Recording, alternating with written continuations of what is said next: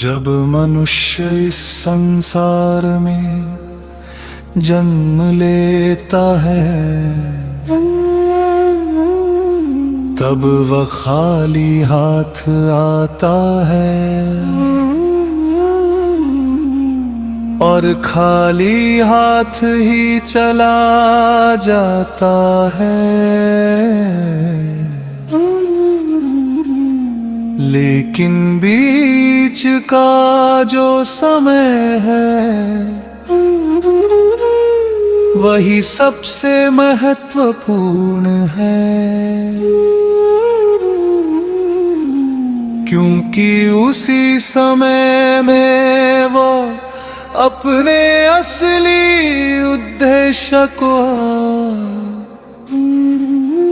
पहचान सकता है, या फिर माया के जाल में उलझ कर अपना जीवन व्यर्थ कर सकता है। ये संसार देखने में जितना सुंदर लगता है, उतना ही अस्थाई है, क्योंकि यहाँ हर चीज बदलने वाली है। हर रिश्ता, हर सुख, हर दुख, सब कुछ समय के साथ समाप्त हो जाता है। फिर भी मनुष्य इन्हीं चीजों में अपने जीवन का भार खोजता है, और यदि उसकी सबसे बड़ी भूल है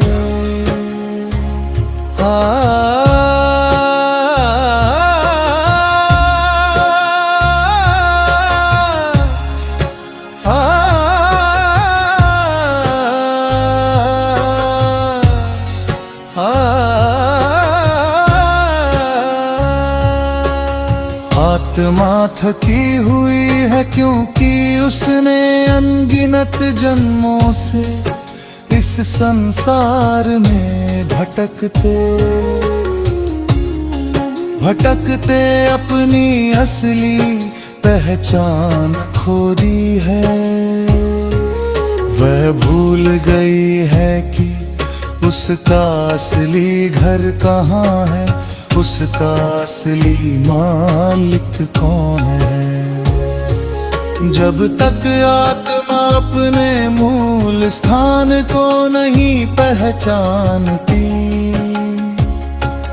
तब तक उसे सच्चा सुख नहीं मिल सकता।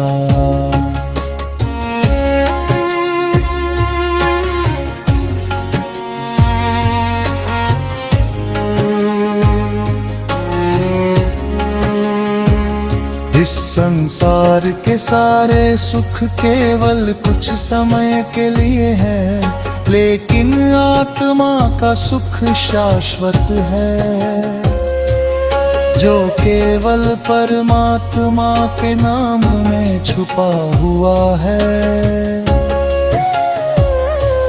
मन हमेशा बाहर की ओर भागता है, क्योंकि उसे यही आदत पड़ गई है कि वो इंद्रियों के माध्यम से ही सुख ढूंढे।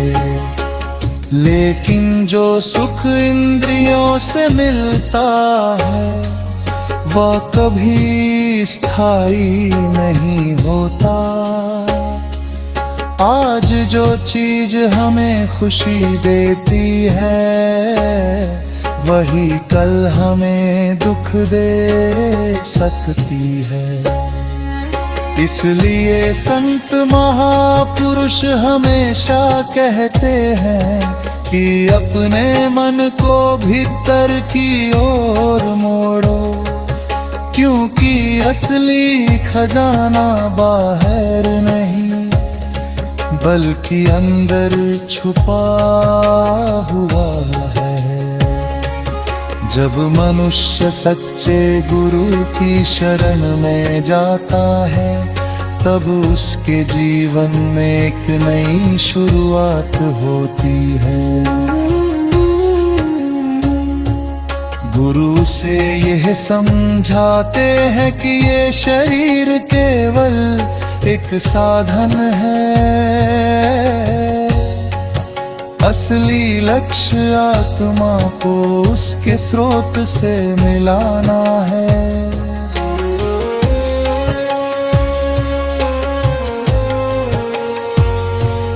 गुरु का काम केवल ज्ञान देना नहीं होता, बल्कि आत्मा को मार्ग दिखाना होता है, ताकि वह इस संसार के बंधनों से मुक्त हो सके। नाम ही वह शक्ति है जो आत्मा को ऊपर उठाती है। जब मनुष्य सच्चे दिल से नाम का सिमरन करता है, तब धीरे धीरे उसका मन शांत होने लगता है। जो मन पहले इधर उधर भटकता था, वो अब स्थिर होने लगता है। और जब मन स्थिर हो जाता है, तब आत्मा को अपने अंदर एक अनोखा आनंद महसूस होने लगता है। लेकिन यह मार्ग आसान नहीं है, क्योंकि मन बहुत चालाक है। वह बार बार हमें संसार की ओर खींचता है।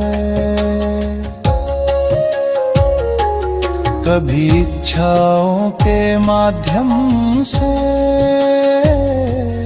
कभी डर के माध्यम से, कभी अहंकार के माध्यम से।